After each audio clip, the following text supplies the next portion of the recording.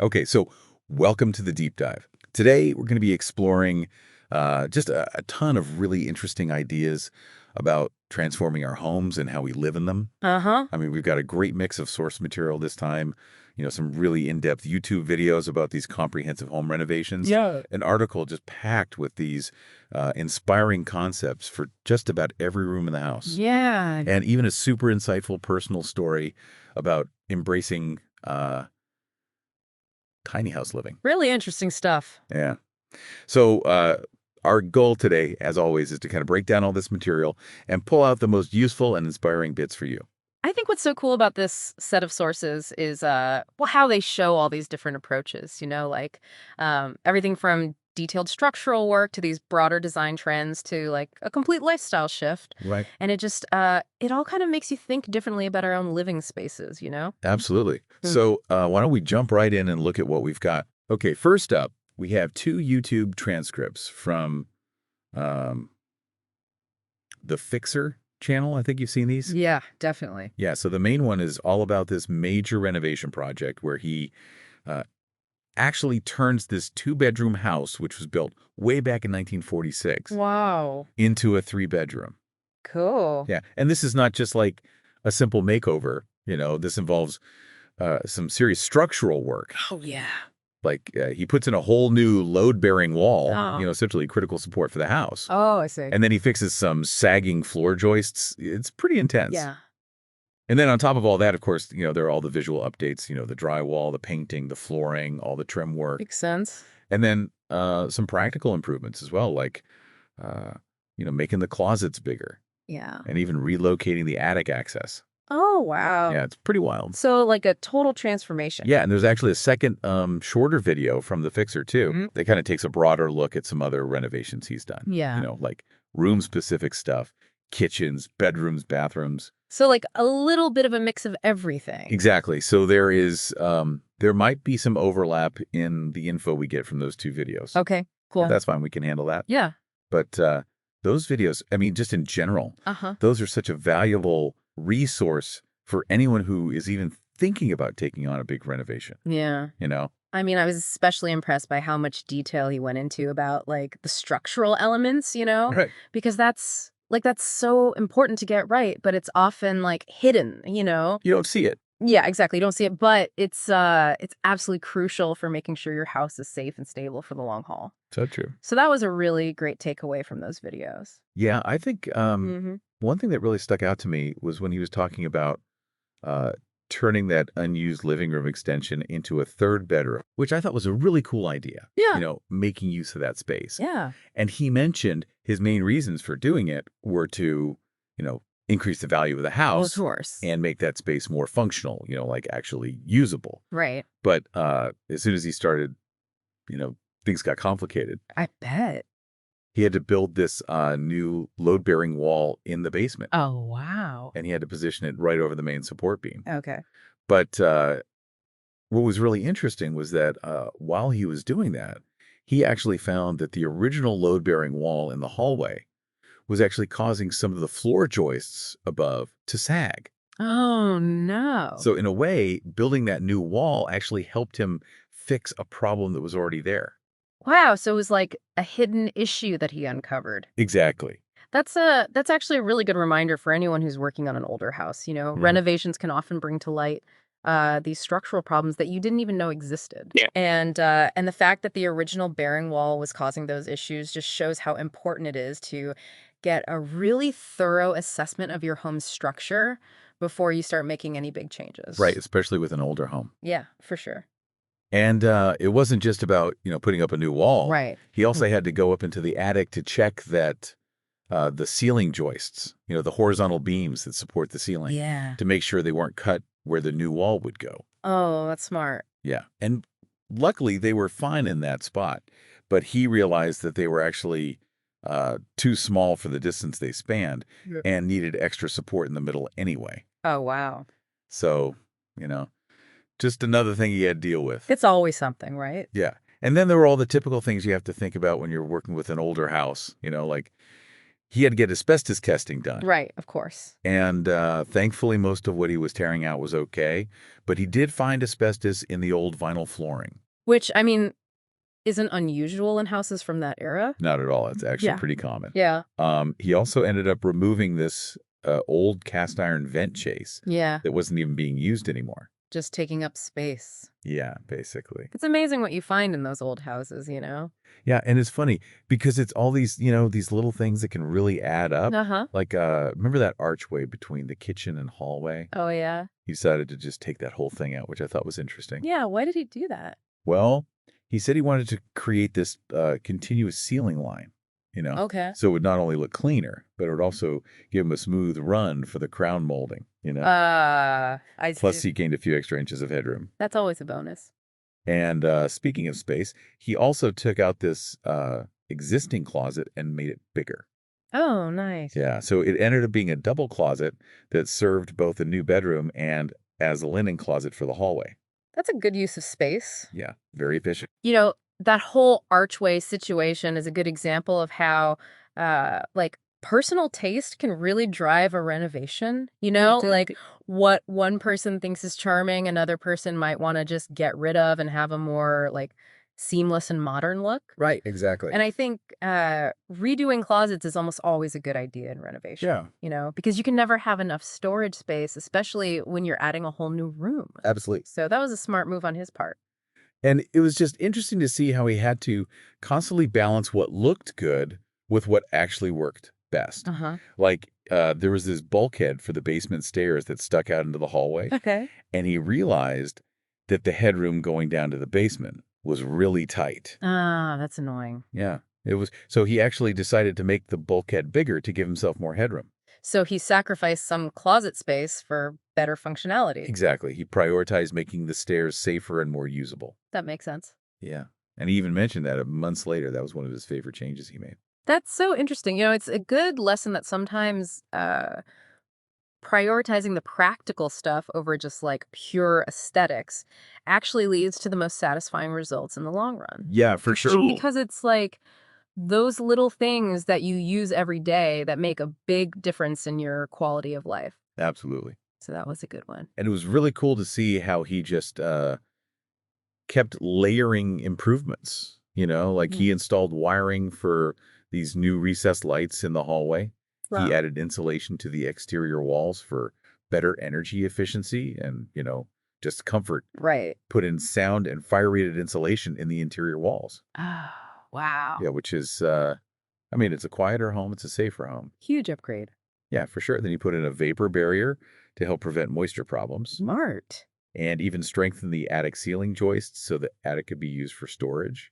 Wow, he really thought of everything. Yeah, and that's I think that's really important because, when you're thinking about doing a big renovation installation, both for energy efficiency and sound, it's so important for making your home comfortable. Yeah, it's one of those things that you don't necessarily see, but you definitely feel the difference. Right, for sure, and it makes a huge difference. Yeah.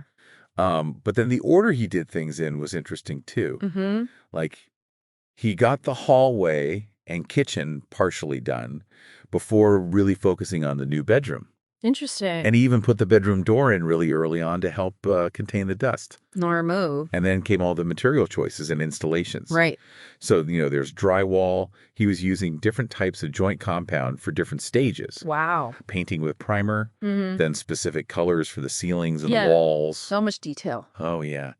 And choosing different colored luxury vinyl plank flooring Yeah. for the hallway and bedroom based on what he liked, which I thought was interesting. Makes sense. You got to make it your own. Yeah, and then he installed baseboard heating. Oh, cool. Used this technique called coping for the inside corners of the trim, which apparently gives you a super clean fit. I have to look that up. Yeah, it's really nice. And then different shelving solutions for the closets too, wire shelving in the bedroom, and then this custom plywood shelving with trim in the hallway closet. It's amazing how many decisions go into a renovation, right? Oh, Just seeing him walk through each step really gives you an idea of the skills and the thought process involved.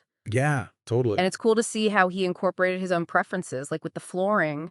Right. It's really about making it your own space. Yeah, and one seemingly small change that I thought was really smart was moving the attic access from the bedroom out to the hallway, Oh, yeah. which I thought was clever because it frees up space in the bedroom, Yeah. and it's just more convenient to access the attic from the hallway. Absolutely. But that involved a whole other set of framing work Oh, I to make the new opening for the ladder and reinforce the ceiling around it. makes sense. Yeah, so even a small change like that can, become its own little project. Yay. And the whole thing, the entire project, it took over a year, which is, Oh, that's a long time. yeah, it's a really good reminder that these big renovations can take a while Uh-huh. and that all the different phases are interconnected. Yeah, like dominoes. Yeah, exactly. That's a really good takeaway for anyone planning a big renovation. By the way, Just be prepared for it to take time and know that decisions you make in one part of the house can affect other areas. totally. Flexibility is key. So true. So, do you want to move on to Yeah, I think we should move on to the article. okay. So let's switch gears for a minute and look at the blog's quiz shop article, That's good. which is all about uh, renovation trends and ideas for 2025. Oh, yeah. What stood out to you in that article? Well, I think the kitchen trends were really interesting. It seems like there's a big movement towards using more natural materials and warmer tones like brown wood and bold marble, Oh, interesting. which is a bit of a change, from the really sleek and modern kitchens we've been seeing. Yeah. And also a lot more smart kitchens with integrated appliances and these multi-purpose islands. Oh, cool. And even concealed kitchen designs, which are, very minimalist, very clean looking. I like that. And then large format tiles are getting really popular, for a more modern look, and they're using them on floors and walls. So kitchens are getting even more integrated into the living space. Yeah, I think so. That's cool. And the article mentioned that people are spending a lot more on kitchen renovations these days. Oh, really? Yeah, they said that spending on kitchen renovations increased by 25% in 2021, Wow. and the average cost was around $15,000. That's a lot of money. Yeah, it is, but I think it shows how important the kitchen is to people, Yeah, it's like the heart of the home. And then they had some really cool specific ideas for the kitchen, right? Mhm. They suggested creating a dining area with a mix of materials, like a wooden table with metal chairs. I like that. Yeah, and using two different countertop materials, maybe granite with a butcher block. Oh, that's a good idea. Yeah, for different tasks. Yeah, practical and stylish. Exactly. And they even talked about having a built-in bread bin in the cabinetry, which I thought was clever. I've never seen that. That's cool. Yeah, and then high backsplashes for a more dramatic look and also to protect the walls, and even the idea of having a second faucet in the sink. Oh, that's handy. Yeah, for efficiency, especially in a busy kitchen. Yeah, that makes sense. And then what about living rooms? Okay, yeah, living rooms. What did they say about those? Well, it seems like living rooms in 2025 are going to be all about creating spaces that are both cozy and visually interesting. I like that.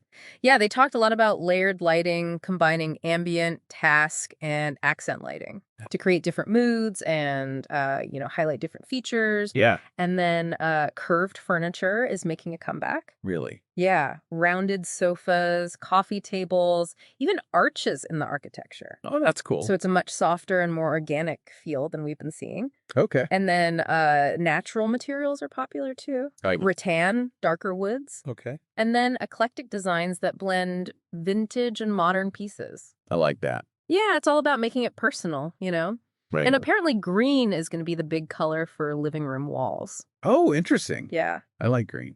So lots of interesting ideas there. Yeah, so it sounds like lighting is going to play a really important role in making these living rooms cozy and inviting. I think so, yeah. And the return of curved furniture, it's like a shift away from the sharp lines we've been seeing. Right. It's definitely a more relaxed and kind of elegant look. Yeah. And I love the idea of using eclectic designs, It gives you so much freedom to express your own personality and to incorporate things that you love and that have meaning for you. Totally. So yeah, I think living rooms are going to be really interesting in 2025. And the article mentioned some other cool ideas too, like low-slung seating for a more relaxed look. Okay. Using statement lighting fixtures as art pieces.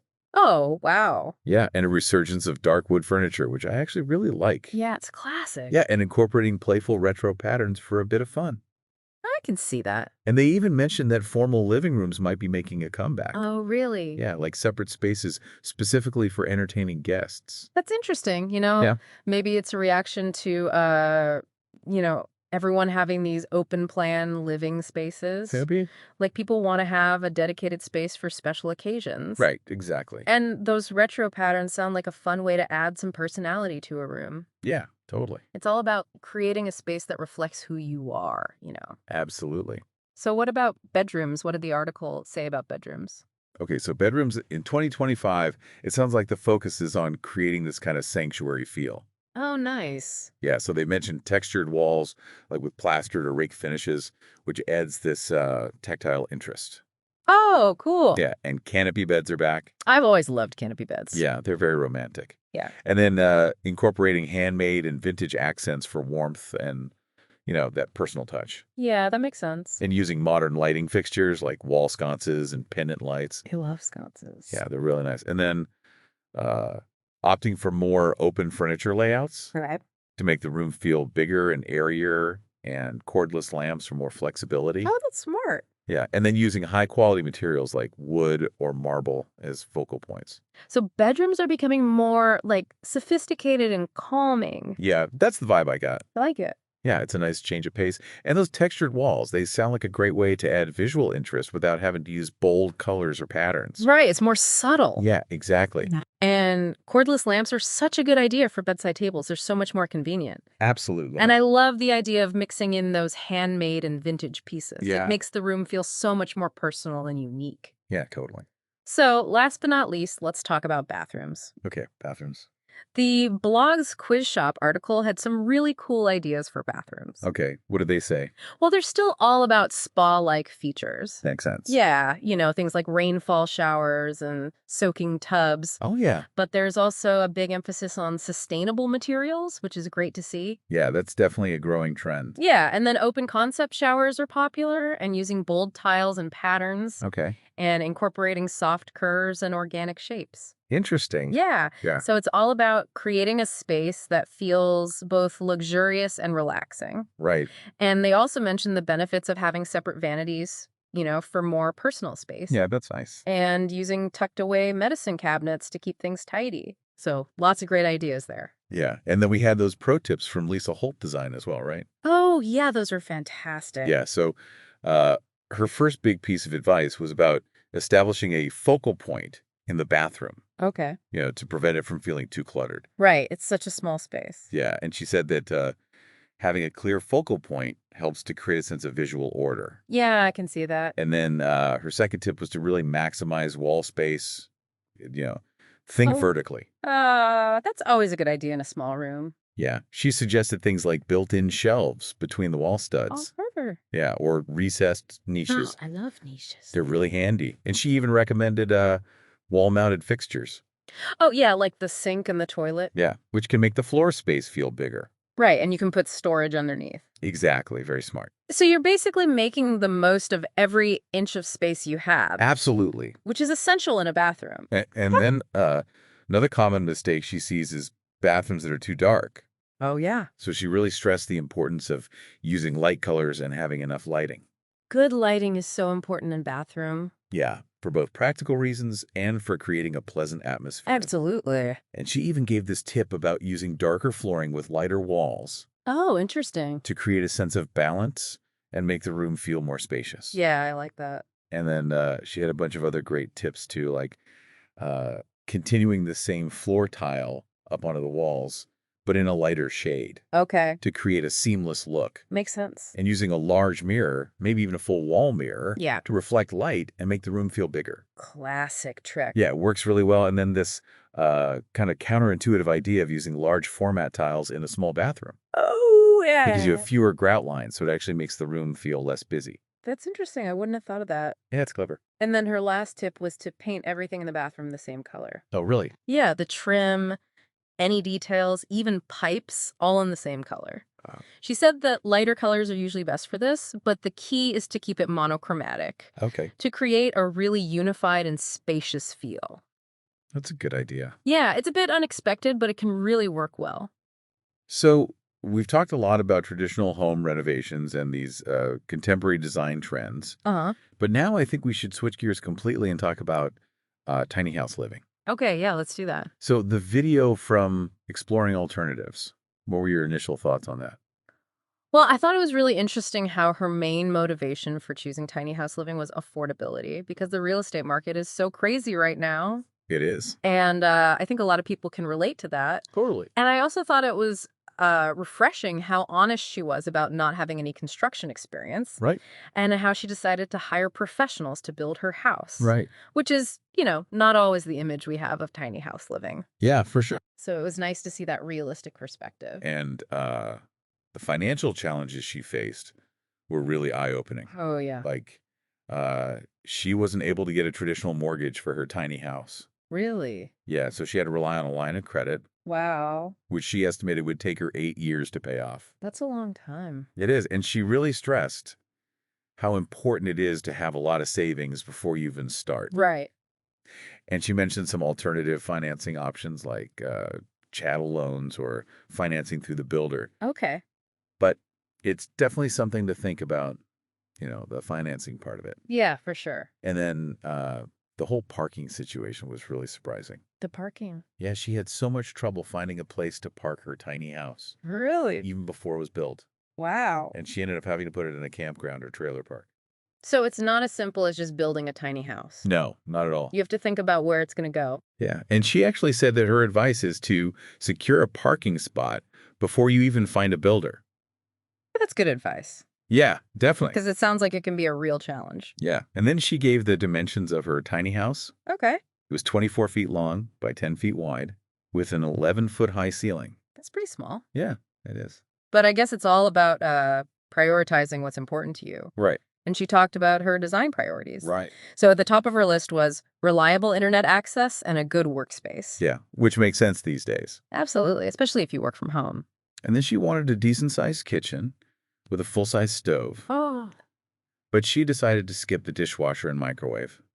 interesting. And she also wanted an open floor plan so she could do yoga. Oh, that's cool. Yeah, so it's all about, designing the space around your lifestyle. Exactly. And she had to make some compromises because of the Ontario Building Code. Oh, right. Like, the headroom in her sleeping loft was really limited. Yeah, because the code has specific requirements for ceiling height in living areas. I see.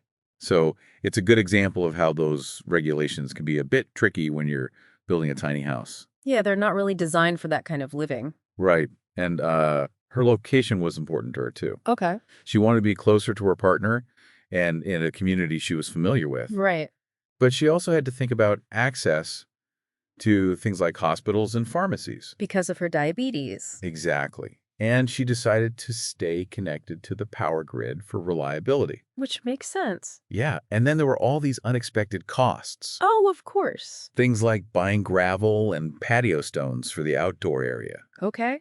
propane tanks, setting up satellite internet, Wow. and then ongoing expenses like propane for heating and cooking, and even higher car insurance because she no longer had access to public transportation. So it's not just the cost of the house itself. Right. There are all these other things to factor in. Yeah, and she really emphasized how important it is to have a buffer in your budget. For sure. You never know what's going to come up.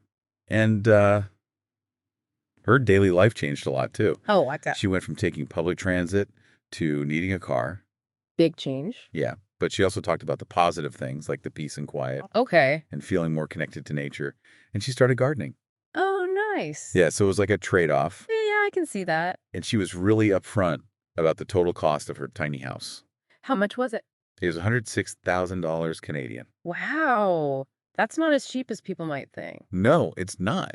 And she said that she wanted to be honest about the costs. That's really helpful, Yeah, It gives people a realistic idea of what to expect. right, because sometimes tiny houses are presented as this, like, super affordable option. Yeah, but there's more to it than that. Exactly. And it's good to know the real numbers. And despite all the challenges, she said that she's gradually feeling more at home in her tiny house. That's great. Yeah, and she's still making changes to it, to make it even better. Yeah, it's a process. Yeah, and she even said that she can't imagine going back to living in the city. Wow, that's a big statement. Yeah, but I think it shows how much she's embraced this lifestyle. Yeah, and it's a good reminder that there are so many different ways to live. Right. and that what works for one person might not work for another. So true. So I think it's really inspiring to see people finding what works for them. Absolutely. So Mm. I guess, looking back at all this material we've covered today, Yeah. from that detailed renovation to the design trends to the tiny house story, what do you think are the big takeaways? Well, I think one of the big things that runs through all of this is the idea of creating a space that reflects who you are Yeah, and that meets your specific needs. totally. Whether that's reconfiguring a traditional house or designing a tiny house from scratch, the goal is to have a space that supports your lifestyle. Absolutely. And then I think